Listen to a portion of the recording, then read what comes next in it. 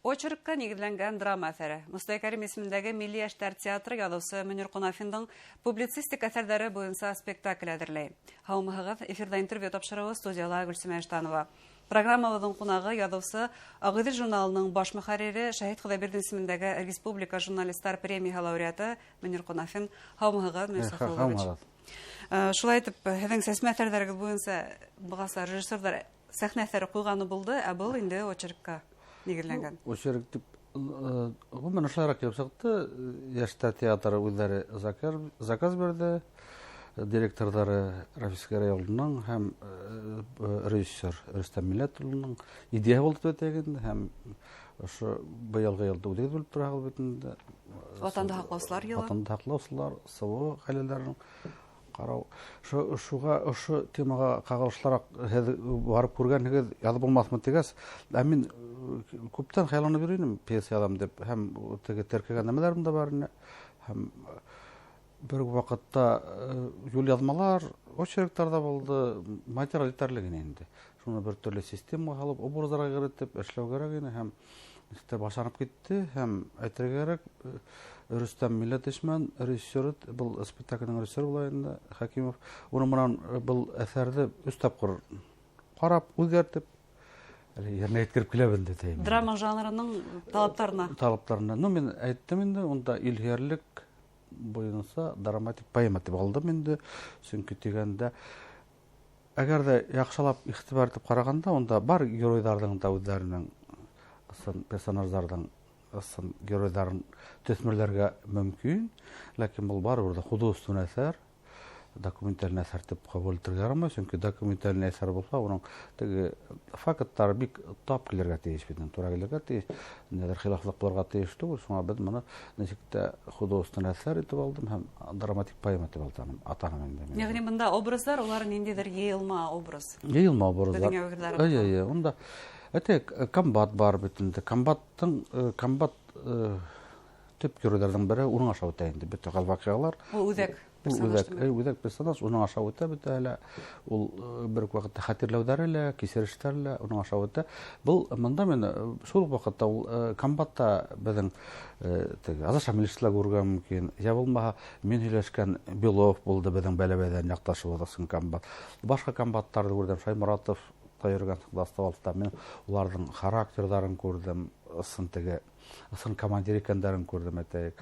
Офицер, шулай үтә. Ысын офицер, кадр офицерҙар бит инде. Шуның әйтәйек, ҡаһарман роле бар бит инде. Мында безбашынды тиһәгеҙ, сразу аңлап алалар бит инде. Уның Фәнис Хөсәйенов икәнен аңларға мөмкин. Бөтөнләй әгәр дә беҙ уны Фәнис дип ҡабул итһәк, документальный булһа, һәр нәмәһен ентекләп эшләргә тура килә. Шуңа был күпмелер ошо ҡаһарман герой ысын мәғәнәһендә Фәнисте күпмеләр кәүҙәләндергән кеүек инде. Әйтәйек, шунан һуңында әйтәйек, Сәсән бар бит инде. Сәсән дигәндән ул бөтөнләй унда кеше юҡ, мин Сәсән исемле позывной егетте күрмәнем.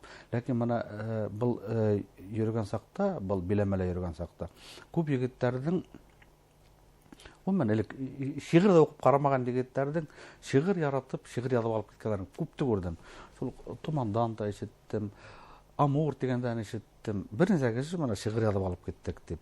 Беҙҙең хеҙмәттәшебеҙ Рәфиҡ Әхмәтшиндың да шиғырҙары бар бит инде. Шуға мин монда Сәсәндә шундайыраҡ бер образ итеп алдым инде. Йыйылма образтағы шулай.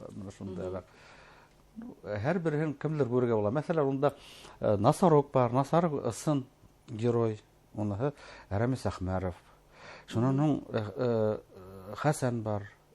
Герой России Суфияров бар. Уларҙы эпизодтарда күренеп ҡалалар һәм уларҙың мин ысын мәғәнәһендә өлгө булырҙай батырлыҡтарын күрһәтәм инде. Яғни бына ошондай образдар аша һәр кем, тамашаға килгән һәр кем үҙенең яҡындарын, махсус хәрби операцияла әлеге ваҡытта хеҙмәт иткән яҡындарын таный ала. Таный ала, күрә ала. Һәм мында пьесаның төп маҡсаты беҙҙең шулай булды. Һуғыш дип әйтергә кәрәк инде. Һуғыш кешенең нисек үҙгәртә ғүмүмән. Ул нисек асалыр бәлки? Нисек аса, улай да булырға мөмкин. Яуҙа ғына түгел, һалдаттың ғына түгел, мына тылдағы кешеләрҙең шул уҡ нисек асыла. Ниндәй ҡиммәттәр теге көсөргәнешек булған саҡта ниндәй ҡиммәттәр өҫкә ҡалҡып сыға. Шуны күрһәтергә тырыштыҡ инде беҙ. Яғни был әҫәрҙә тыл хеҙмәткәрҙәре лә бар, тимәк. Килеп сыға. күренеп каласа. Безнең ирекмәннәребез Күренеп каласак, унда әсәр урынында, һөйгәне катын урынында күренеп каласактар. Чөнки улар хәзер беренче мөмкин түгел, чөнки мен һалдаттарма һөйләшкән сакта, гүрдәрем һөйләшкән сакта, безнең җиңүебез шунда гына буласак, әгәр дә безнең артыбызда бездән һөйгән караштар, җылы караштар, тоталданлыкны тыл булса дип, шуңа уларды без беренче күрәтмәсә булдыра алмый, шулай бит. Ниндидер бәхәсләр булдымы бына режиссер менән? Ниндидер күренеште һез мотлак сәхнәлә булырга тиеш дип исәпләгән, режиссер ул бәлки артык дип исәпләгән. Шундай бәхәсләр булдымы? Бәхәсләр бүгенге көн бара дип әйтәйек. Ул эш бит, эш процессы, иҗади процесс, ул шундый процесс, ул шуның белән янлы, шуның белән кадерле. Улайык теге менә мин бар үземнең идеяларымны гайтырга тырышам, ул шуны күрһәтергә тырыша инде. Әле менә унда безнең шулай ук Донбасста үткән Анастасия дигән кыз бар, чөнки мин Анастасия аша ундагы Донбасстагы әле махсус операция башланганга тиклем күпмеләр хәлдә сагылдырырга тиешмен бит инде. Нисек башланган? Ни өчен башланган? Ни өчен кирәк ине махсус хәрби операция? Мин шуны Анастасия образ аша бирәм бит инде. Мәсәлән, режиссер Анастасияны башкортча һөйләштереп, нисек һөйләштерәбез ди ул бит. Мәйтәм, Штирлиц кемнәр баргасында немец сөйләшеп йөрмәгән бит киноларга. Шуның мәйтәм монда башкортча сөйләшү дөрес булыр дип. Әле һаман уйлай әле. Бәхәс бара инде. Әйтәйек, шундай. Шулай ук теге өч тапкыр эшләнелде бит инде. Мин бер вариант күрәттем. Шуның режиссер теге ул ныграк күрә, геройларны тыналышуны сразу күрә бит, алдан күрә. Һәм ошо йөрен шаттак дип, менә мин уның нык киләм. Уйлактан Рөстәмнең теге осталыгына дип әйтәм, мине тәҗрибәһенә, талантына таянам. Ул мен режиссерлар менән эшләм, мин бу беренче генә әсәрем түгел бит инде. Ул хәттән кинонис менән эшләйм. Теге ниндидер фикеремне Ижадка яңа караш булган, шулай бит. Бер касанда минең карашымды дөрес аңламаят дигән булган юк. Процесста барыбер бер-беребезне аңлап куябыз. Әлбәттә, һәр вакыт ничектер фикереңне якларга тырышасың инде. Ул үдән сәгәрә шулай бит инде. Ижади процесс шулай. Ижади процесс. Ижади бәхәс Кинонис бер процесс инде. Мен Сахилович, үзегез беренче тапкыр егетләр янына барып кайттыгыз. Бuna уларны вакытында һөйләшкән вакыт, аралашкан вакытта асыламы улар һәргә? Әллә уның өчен махсус ниндидер журналистик алымнар кулланырга кирәкме? Монда менә мин унда барган сакта шул дигән бер кинәнес кисерәм, нимәллә, унда егетләр алдашмай. Унда алдашып булмай. Ягъни ниндидер алымнар кулланмай. Юк, һин ихлас икән, һин лә үтә күрәләр, һин дә уларны үтә күреп тора. Әлбәттә, теге әңгәмә барышында башында ук авыррак була. Юк дип кенә бирәләр бит инде. Шуны уртагарак таныштар килеп сырган, шулайрак ныклап һөйләшеп китәң һәм без 3-4 сәгать һөйләшәбез бит алар менән. Йөреп киләһең, тәмәке тартып алаһың дигән, кухня барып чәй эчеп киләһең, белендә җанышып карап киләһең. Шулай йөреп, үзара шул тиклем бер-береңә якын булып китәһең. Соңыннан әле кайткас та алар менән телефон аша һөйләшәбез. Мәкаләләр язгас, уларга ябарам. Улар теге илап укыйлар бит инде. Мин арага безнең эске минең уйдарыма, зиһенемә кергән күк, күңелемә кергән күк, сәяхәт итеп йөргән күк. Шул тигемне тойган хәзер без кешесе әйтик, язучылар күк әйтә алмаганда язалганлыгын сыгыра белгәнлеге төбәттер. Бер иҗат кешесен бер яктан кинәнес инде. Икенчедән ул егетләрнең моны баргас әйтәм, бик нык үзгәрәләр һәм уларның моны отпускка кайталар монда. Осрашабыз. Монда бөтенләй йомыктар. Хатта хүз бер төрле берекмәй тора. Бул кайбер һөйләшеп китә алмай. Һөйләшеп китә булмай. Ул тегендәге хәлләр турында бер төрле һөйләшкеләре килмәй. Монда уже йомык. Тегендә моны мотлак тегендә барып, шуңа күрә улар белән бергә булып, бергә ашап, бергә йоклап, шул вакытта һинең ысынапта әсәрең дә һәм геройларың да тере килеп сыга дип әйтәм инде. Нисек уйлыйсыз, буна махсус хәрби операция, һеҙҙең ундагы сәфәрҙәрегеҙ, һеҙ үҙегеҙ генә түгел, беҙҙең ижадсыларыбыҙ барыһы ла булмаһа ла күптәр барып ҡайтты. Әҫәрҙәрен дә яҙҙылар ҡәләмдәштәребеҙ. Беҙҙең башҡорт әҙәбиәтенә, башҡорт журналистикаһына ниндәй йоғонтоһо булыр? Йоғонтоһо ныҡ ҙур. Мен монда һәр ваҡыт әйтәм, музейҙың миңә шулай жарыт әйткән һүҙҙәре ныҡ әбәт. Һеҙ монда беҙҙең Башҡортостан һауаны алып киләгеҙ, был берен, һулышын.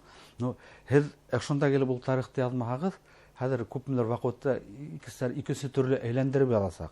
Һеҙҙең өсөн яҙылыр. Беҙҙең өсөн, беҙҙең балалар өсөн, киләсәк өсөн, уны әйләндереп язасаҡ. Һеҙ беҙҙең менән күрешеп, ошонда яҙған тарихтарығыҙ, әҫәрҙәрегеҙ, мәҡәләләрегеҙ бар уже ташка басылгас каласак деген. Шуга күрә Әйткәндәй, уның образлары бар шулай. музейның да музей үзе ул нема бит инде шундай каһарман гына түгел, шундай теге яугир гына түгел, алдыңгы карашлы егеттердің рухын күтәрде шәхес бит инде. Шуннан ул бит еще шуны ягылдык, менә хәзер телевидениеләрдә эшләһәге теге мәкалләрне түгел, кинолар, сериаллар дигәннәр бит. Шулар турында төрле алымдар, төрле формалар кулланып, һәм безнең журналистикалар шулай ук. Кемдер әдәбиятлар күп әйтәк, мен Юлия Марошинда адам, кемдер чисто теге репортаж формасында да, унда төрле стильдә булганлар миңа охшай. Үлләһәттән кемдер кыскарак мәкалләр мәгълүматлар шулай бит инде.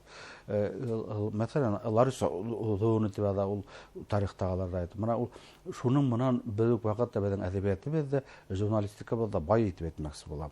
Ул теге тема һәттән генә түгел, материал һәттән дә бик бар.